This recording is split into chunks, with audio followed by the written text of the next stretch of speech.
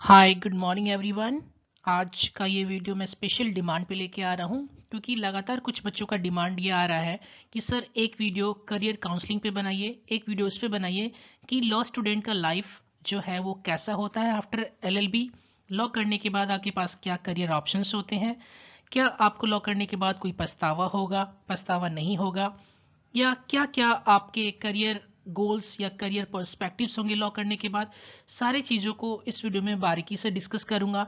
यह वीडियो सभी के लिए बहुत खास रहने वाला है, उन सभी के लिए जो एलएलबी कर चुके हैं, जो एलएलबी कर रहे हैं, या जो एलएलबी करने की सोच रहे हैं। सच मायने में कहिए तो ये वीडियो आपको एक ऐसा मौका देगी जो कि आपकी किस्मत को दूसरे टर्न में ले जाएगी, दूसरे पहलू को दिखाएगी जो एक लॉ स्टूडेंट को लॉ करने के बाद देखने को मिलता है। ठीक है, तो आपको करना क्या है, आप ईयरफोन को प्लग इन कीजिए कान से और वीडियो को शुरू से लेकर अंत तक देखिए क्योंकि ये वीडियो देने वाली है आपको एक ऐसा मौका जो कि आपको देगी चौका। ठीक है, thank you so much for watching.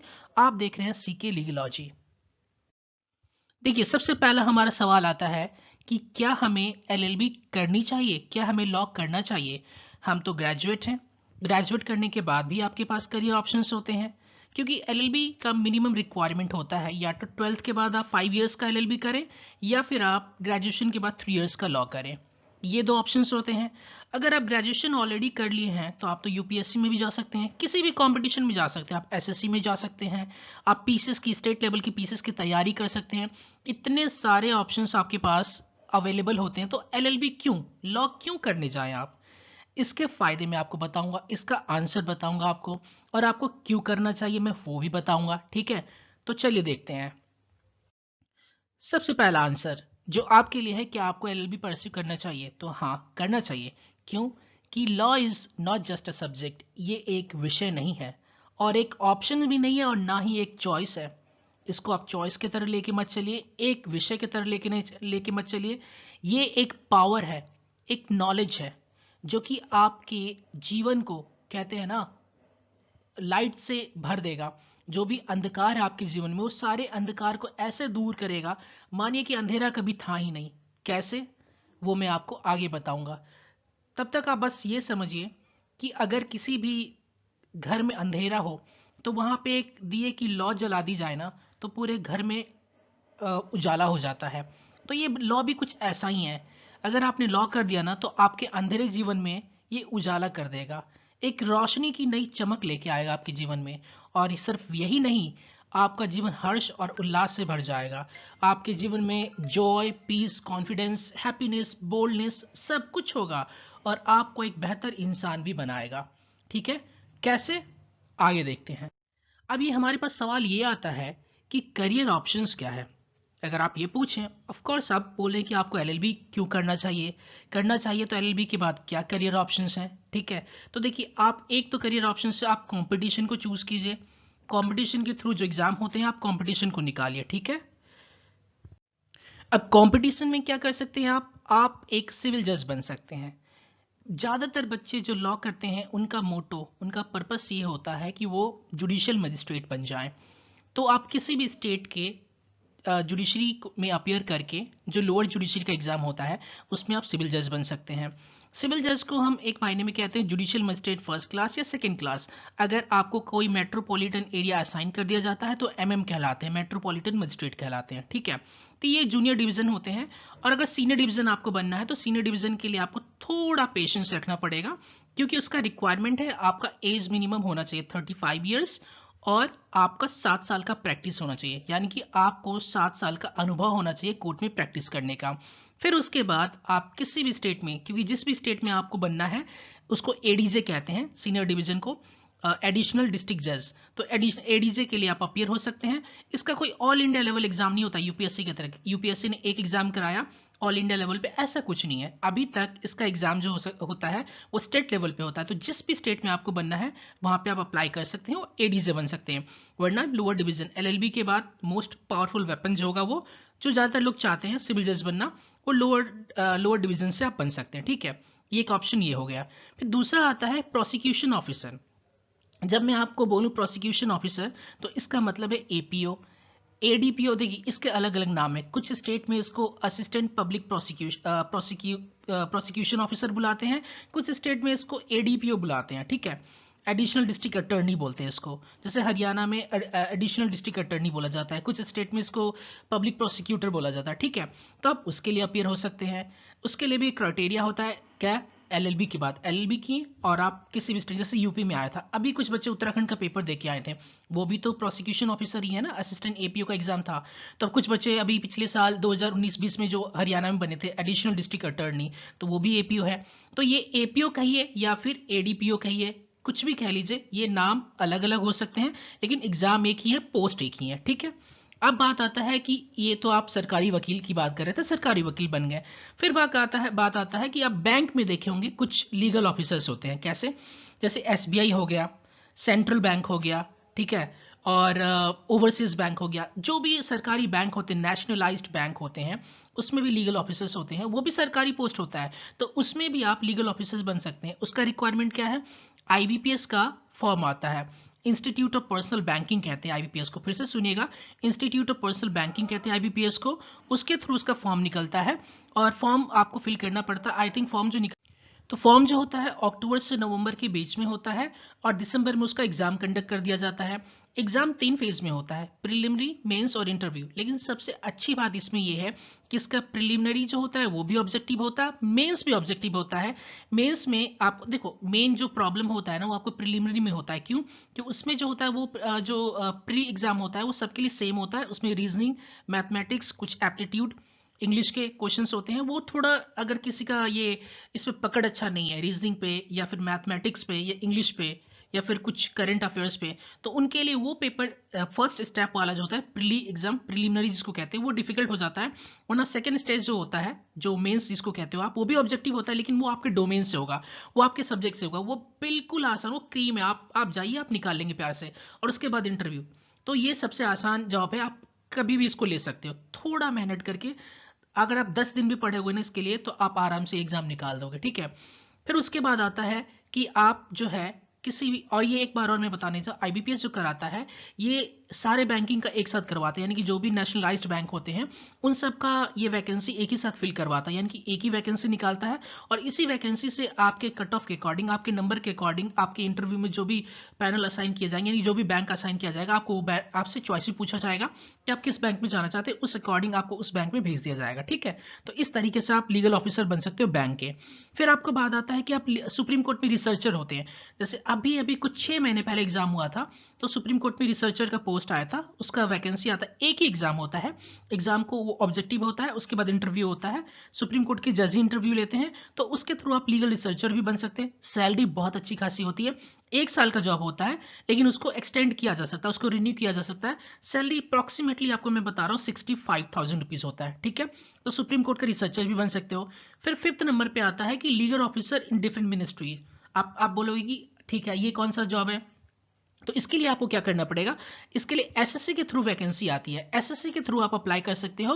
और जैसे कि आप सचिवालय हो गया, तो सचिवालय में जाके वहाँ पे लीगल ऑफिसर बन सकते हो, है ना, लॉ क्लर्क बन सकते हो। तो ये भी एक आपके पास ऑप्शंस अवेलेबल है, इसमें भी आप जा सकते हो।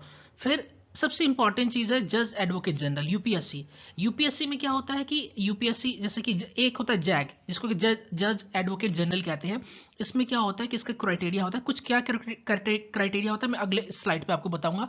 फिर यूपीएससी और पीसीएस में इतने सारे ऑप्शंस मैं आपको बताने वाला हूं आज, आप बोलोगे सच में आपकी लाइफ जो है ना वो प्रकाश से भर गई है। आपको उम्मीद जो दिख नहीं रहा था ना, वो सारे उम्मीद मैं आपको यहाँ पे लेके आऊंगा, दिखाऊंगा, सारे ऑप्शंस आपको दिखाऊंगा, ठीक है।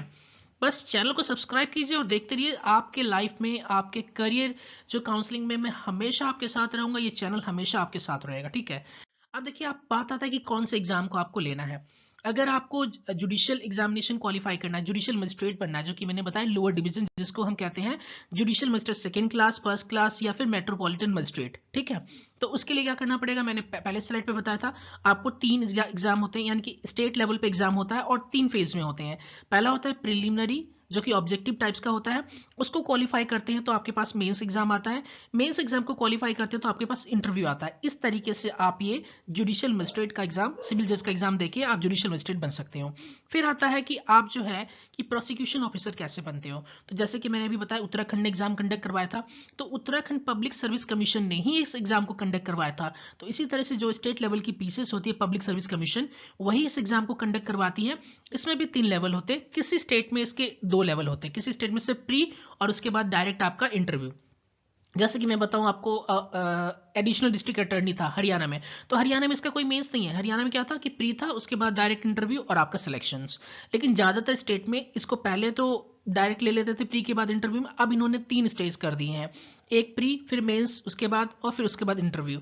तो आप मोर और लेस कह लें कि जैसे कि आपका जुडिशियल मजिस्ट्रेट का एग्जाम होता है, वैसे ही इसका भी एग्जाम होता है। ठीक है, सब्जेक्ट्स वेरी करते हैं, सब्जेक्ट बहुत कम होते हैं इसमें, सिर्फ अगर आप एमपी को छोड़ दें, क्योंकि एमपी में अप्रॉक्सीमेटली 32 सब्जेक्ट्स हैं इसके लिए, एमपी एडीपीओ जिसको कहते हैं।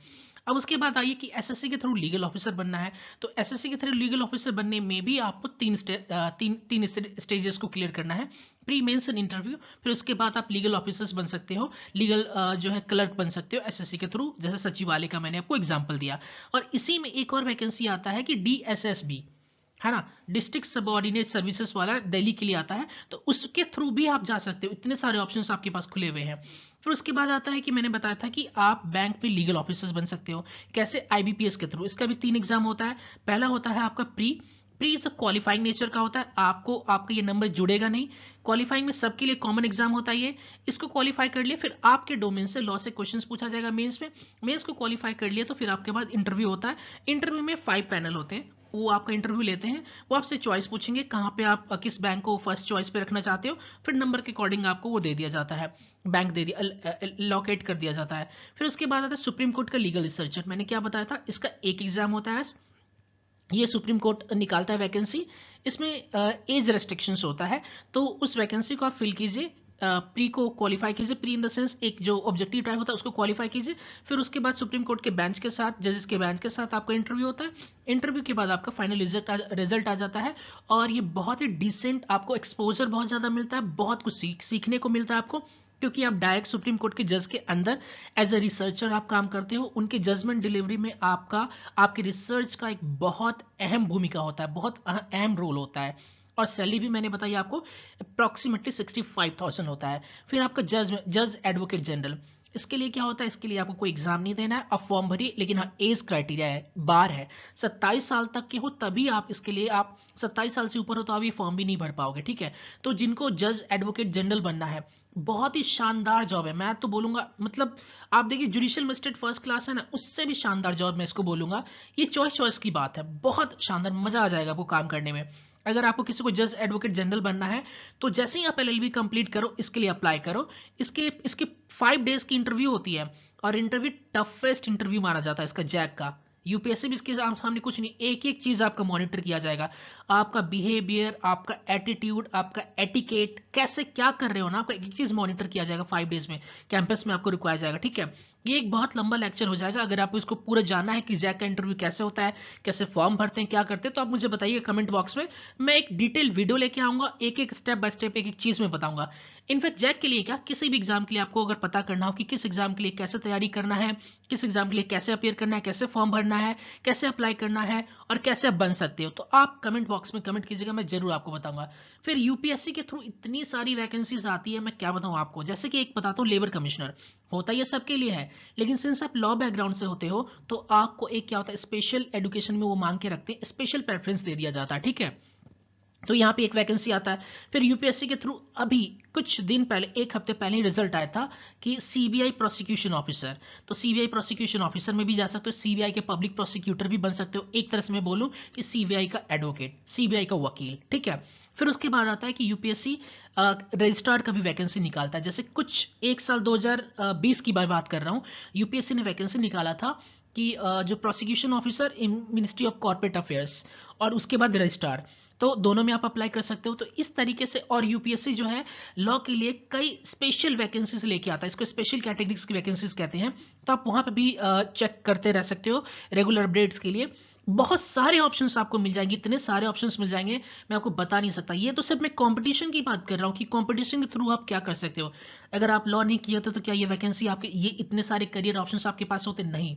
लॉ आपको दुनिया से, भीड़ से अलग कर देगा। बस ये चीज़ मैं फिर से बोल रहा हूँ, अगर आपने लॉ किया और लॉ करने के बाद अगर आप ये सोच रहे हो आपने टाइम वेस्ट किया, कतई मत सोचना प्लीज़। ये ख्याल आपके दिमाग में आने नहीं चाहिए, क्योंकि मैंने क्या बोला, लॉ एक ऐसा कहते हैं ना रोशनी है जो कि आपके अंधेरे जीवन में एक एक छोटी सी लौ की एक एक एक रोशनी होगी, एक एक कहते हैं ना उम्मीद होगी, और वो उम्मीद ना आपके जीवन को खुशियों से भर देगी। फिर आगे चलते देखिए, अब मैं एकेडमिक्स की बात करता हूँ। ये तो कंपटीशन की बात कर रहा था। एकेडमिक्स में क्या है आपको कि आप एलएलएम कर सकते हो। जैसे ही लॉ आपका कंप्लीट हुआ तो आप एलएलएम करो। एलएलएम करने के बाद कोई एमफिल नहीं, डायरेक्ट आप पीएचडी कर सकते हो, और आप डॉक्टरेट की डिग्री लेके आप डॉक्टर लिखो किसी भी इंस्टीट्यूट में या किसी भी कॉलेज में आप प्रोफेसर बन सकते हो, असिस्टेंट प्रोफेसर बन सकते हो। और इन बिटवीन आप ये सोच रहे हो आपकी थोड़ी अर्निंग भी आनी चाहिए, आपने लॉ भी का एलएलएम भी कंप्लीट कर लिया, कब तक फैमिली पे आप डिपेंड रहोगे? आपको कुछ नहीं करना है। नेट जेआरएफ का एग्जाम एक साल में 2 बार होता है, आप वो क्लियर कर लो। अगर आप नेट क्लियर करते हो और पीएचडी के लिए एनरोल कर लेते हो तो अप्रॉक्सीमेटली आपको 8 to 10,000 रुपीज मिलेगा। अगर आप जेआरएफ क्लियर कर लेते हो, एक ही एग्जाम है, इसका कोई ऐसा नहीं कि 3 एग्जाम है, एक ही एग्जाम है, वो भी ऑब्जेक्टिव टाइप। अगर नेट और जेआरएफ का पेपर भी एक ही होता है, अगर थोड़े कम नंबर आते हैं तो नेट क्वालिफाई होता है, थोड़े ज़्यादा नंबर आते हैं तो जेआरएफ क्वालिफाई होता है। एग्जाम एक ही होता है। अगर आप जेआरएफ क्वालिफाई होते हो, जूनियर रिसर्च फेलोशिप जिसको कहते हैं, तो इसमें आपको अप्रॉक्सीमेटली 38,000 रुपीज़ पर मंथ मिलेगा। और ये कब तक मिलेगा? 5 ईयर्स तक, जब तक आप अपना पीएचडी कंप्लीट ना कर लो। तो आराम से आप फेलोशिप पे अपनी लाइफ हंसी खुशी आप बिता सकते हो, थोड़ी बहुत फाइनेंशियली अपनी फैमिली को भी हेल्प कर सकते हो और अपनी स्टडी भी कंटिन्यू कर सकते हो, ठीक है। और जैसे ही आपका पीएचडी कंप्लीट हो जाए, आपके पास एकेडमिक्स में, वाह, किसी भी इंस्टीट्यूट में अगर आप अप्लाई करोगे ना कॉलेज में, तो चांसेस 100% होंगे कि आपको as a associate professor hire कर लिया जाए। फिर उसके बाद मैंने बताया प्रोफेसर, और अंत में मैंने क्या बोला आपको कि आप एक रिसर्चर भी बन सकते हो, ठीक है। तो ये एकेडमिक्स की बात की गई, ठीक है। अब यहीं पे मैं आपसे साथ बात कर लेता हूँ कि अगर आपको प्राइवेट सेक्टर में जाना है, प्राइवेट सेक्टर में जाना है तो मैं पर्सनली प्राइवेट सेक्टर में अच्छा खासा एक्सपीरियंस लेके बैठा हूँ। मैंने प्राइवेट सेक्टर में बहुत अच्छा खासा टाइम दिया है। कॉरपोरेट में आपको कैसे जाना है, सैलरी आप सोच नहीं सकते। सैलरी आपको, अगर आपके पास नॉलेज है तो सैलरी वो जो आप मांगो, एक एक अपीयरिंग के, अगर आप सिर्फ एडवोकेट बनना नहीं चाहते हो, कि कॉर्पोरेट एडवोकेट बनना नहीं चाहते हो, सिर्फ उनके अपीयरेंस पे आपको वो, जैसे उनको किसी बड़े बड़े केस में अपीयर करवाना है आपको, एक एक अपीयरेंस के आपको 1 लाख रुपए दे देंगे, वो सोचेंगे तक नहीं, बता रहे हैं। और एज अ उनके साथ आप एसोसिएट काम करना चाहते हो, उनके पैनल में काम करना चाहते हो, तो 60,000 70,000 कोई बड़ी बात नहीं है। और मेरे ऐसे भी फ्रेंड्स हैं जिन्होंने 40-45 लाख का पैकेज लेके बैठे हुए हैं, 40-45 लाख रुपए उनको एनुअल सैलरी दिया जा रहा है, ठीक है। तो मैं आपको बता रहा हूँ कि एक्सपोजर, मैं यहाँ पे बोलना नहीं चाहता हूँ, मैं खुद जो है, खुद मैं लगभग 76 लाख का पैकेज छोड़ा हूँ। तो आपको बता रहा हूँ कि इतने ज़्यादा एक्सपोजर है, वो एक समय था। देखो ये एक ऑप्शंस होते हैं, जब आपके पास इतनी ऑप्शंस होते हैं ना, मेरी सिस्टर ने कहा छोड़ दो, आप अभी ले सकते हो इतना ऑफर, आप अभी आपको ग्रैब आप कर सकते हो, तो ये अपॉर्चुनिटी आपके पास बाद में होगी। पहले आप अपनी स्टडी को कंटिन्यू करो, उसके बाद कुछ करो। आप पढ़ाना चाहते हो, क्या करना चाहते हो, तो एक एक चीज़ आपको कुछ भी पूछना है कमेंट बॉक्स में, मैं बोला हूँ सिर्फ टाइप करो, आप मुझे पर्सनली कॉल करो, सोशल मीडिया पे मैसेज करो। मैं जब भी आपको मुझे टाइम मिलेगा, मैं पूरी कोशिश करूंगा कि आपके एक एक सवाल को मैं पर्सनली आंसर करूँ, ठीक है। अब बात आती है, देखिए एडवोकेसी की बात आती है कि एडवोकेसी में आप क्या कर सकते हो। आप एज एडवोकेट बन सकते हो, आप क्रिमिनल साइड या फिर सिविल साइड या फिर दोनों दोनों को चूज कर सकते हो। बहुत शानदार करियर है। यहाँ से आप डायरेक्ट, अगर आप बहुत अच्छे वकील बन जाते हो, लॉ का आपको बहुत अच्छा नॉलेज हो जाता है, तो आप डायरेक्ट एलिवेट कर दिए जाओगे, सुप्रीम कोर्ट के जज बन सकते हो आप। 10 years what matters, 10 years experience और डायरेक्ट एलिवेट सुप्रीम कोर्ट के जज, कहाँ से बनोगे आप? अब जुडिशियल मजिस्ट्रेट फर्स्ट क्लास बन के आप सोचते हो सुप्रीम कोर्ट जाओगे? नहीं, लिख लो नो नो नो नो, जितने बार लिख सकते हो ब्रैकेट में लिख लो नो, कभी नहीं जा सकते। हाई कोर्ट आने के चांसेस भी बहुत कम होते हैं। अगर आप 30+ एज पे बन के जाते हो आप यहाँ पे जुडिशियल मजिस्ट्रेट फर्स्ट क्लास, तो हाई कोर्ट भी नहीं आओगे। इनफैक्ट कितने लोग ऐसे होते हैं जो जुडिशियल मजिस्ट्रेट माफी चाहता हूँ, जो एडीजे भी नहीं बन पाते, डिस्ट्रिक्ट जज भी नहीं बन पाते, उससे पहले ही रिटायर कर जाते हैं वो, ठीक है। तो ये मैं आपको बता रहा हूँ कि ये करियर ऑप्शंस, वो आपको करियर ऑप्शंस हैं एलएलबी के बाद जो आपको और कहीं नहीं मिल सकता है। फिर उसके बाद आप क्या क्या कर सकते हो, किसी कोर्ट को ज्वाइन कर सकते हो एडवोकेट की तरह, जूनियर एडवोकेट की तरह। अगर आपको काम करना है, आपको लगता है कि नहीं आप बहुत अच्छी आपकी पर्सनालिटी नहीं है, पर्सनालिटी इन द सेंस बहुत अच्छी इंग्लिश नहीं है, बहुत आप एक्सप्रेसिव नहीं हो, तो आप जूनियर एडवोकेट की तरह भी काम कर सकते हो और अच्छा खासा अमाउंट आप अर्न कर सकते हो। फिर उसके बाद आप किसी बैंक का पैनल ले सकते हो। एक तो मैंने बताया कि बैंक का ऑफिसर बनना जो आईबीपीएस के थ्रू बनते हैं। उसके बाद आप देखते हो कि बैंक का पैनल लेके कुछ लोग क्या होते हैं, डेट रिकवरी ट्रिब्यूनल और debt recovery appellate tribunal, debt और ड्रेट, ये जो ट्रिब्यूनल्स होते हैं, इन ट्रिब्यूनल्स में अपीयर होते हैं, तो उसका पैनल ले सकते हो बैंक के थ्रू, उससे भी बहुत अच्छी खासी अर्निंग आती है। आप ओथ कमिश्नर बन सकते हो, आप नोटरी ऑफिसर बन सकते हो। नोटरी ऑफिसर बनने के लिए 10 साल का एक्सपीरियंस चाहिए होता है। आप नोटरी ले सकते हो, नोटरी ऑफिसर्स बन सकते हो। यानी कहने का मतलब ऑप्शंस इतने सारे, इमेजिनेशन से बाहर। ये तो मैं कुछ भी नहीं बता पा रहा हूँ आपको, वीडियो इतना लंबा हो जाएगा, 2 घंटे का वीडियो हो जाएगा अगर मैं आपको एलएलबी को लेके करियर ऑप्शंस बताने लगा कि एलएलबी को लेके क्या क्या करियर ऑप्शंस है। अरे आप यूपीएससी में जा सकते हो, आईएएस आईपीएस बन सकते, क्यों एज ए ऑप्शनल रख लो ना लॉ को एज ए ऑप्शनल रख लो। लॉ आपका इतना शानदार है, इतना सॉलिड है, आपने इतनी अच्छी मेहनत की हुई है, तो एज ए ऑप्शन में लॉ को रखो। आप पीसीएस में जा रहे हो, एज ए ऑप्शन लॉ को रखो आप। तो मैं क्या बता रहा हूँ, जो भी चीज़ मैं आपको बता रहा हूँ ना, ये एग्जॉस्टिव नहीं है। इतने सारे ऑप्शंस हैं, मुझे इतने सारे ऑप्शंस पता है ना, इतने सारे बच्चों को मैंने करियर काउंसलिंग किया है, और इतने सारे ऑप्शंस मुझे पता है कि मैं एक वीडियो में उसको हाईलाइट भी नहीं कर सकता। कहते हो ना, एक एक छोटी छोटी, आप देख रहे हो एक्सटेंसिवली मैंने कवर नहीं किया है, सिर्फ एक पेज में आपको 6 7 8 ऐसे चीज़ें बता रहा हूँ। तो बहुत ज़्यादा ऑप्शंस है डियर, आप सोच नहीं सकते। तो मैं ये बता रहा हूँ कि यहाँ पे मैंने आपके लिए मैंने लिख भी रखा है कि I also provide free online and offline career counselling and free coaching to deserving students for preliminary, mains to interview. You can visit the channel and send me your query. I will try to get back to you as soon as possible. तो मैं फिर से ये कहूँगा, अगर अभी तक आपने चैनल को सब्सक्राइब नहीं किया है तो सब्सक्राइब करो यार। क्यों? ये आपके लिए अच्छा है, ये आपके करियर काउंसलिंग के लिए अच्छा है। मैं आज नहीं, कल नहीं, हमेशा आपके स्ट्रगल में आपके साथ रहूँगा। किसी भी चीज़ में डाउट हो, किसी भी चीज़ में, बिट एनीथिंग, कह रहे ना, एक किसी भी बुक को उसके कवर से जज मत करो आप। Beat anything, I am always with you. मेरा एक बहुत बुरा रिकॉर्ड रहा है, मैंने किसी को कुछ कराया है ना, तो उसका वो होना तय है। आप इसको मेरे अकॉर्डिंग बुरा है, लेकिन आपके अकॉर्डिंग तो अच्छा है। कि मुझे नहीं पता क्यों डिजर्व करता था, नहीं, लेकिन मैंने अगर किसी को कुछ करा दिया तो उसका वो होना तय है, ठीक है। तो इसी नोट के साथ मैं इस वीडियो को समाप्त करता हूँ। And please do not forget to like, share and subscribe the channel. Thank you so much for watching. Stay blessed. God bless you all.